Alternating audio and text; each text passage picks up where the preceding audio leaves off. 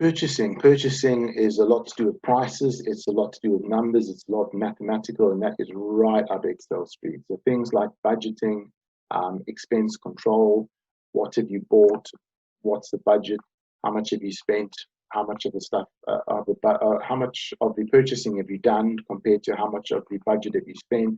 Those kind of things, just to keep you in line, keep you on track, keep your projects running smoothly. Materials list of what you're ordering or what you need. Price comparisons, I've done a few of those where you've got, here's my list from one supplier, there's the list from the other supplier.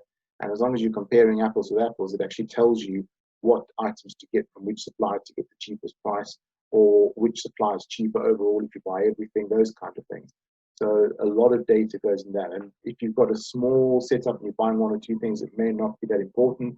But if you're doing a lot of purchasing, save a few quid on an item and you're buying 1,000 of them, the next thing you know, you're saving a lot of money. And then purchasing overview as well. You can also keep track of what's being purchased for which projects, who's purchasing, all of those kind of things. So yeah, money's involved, figures are involved. That's what Excel's for.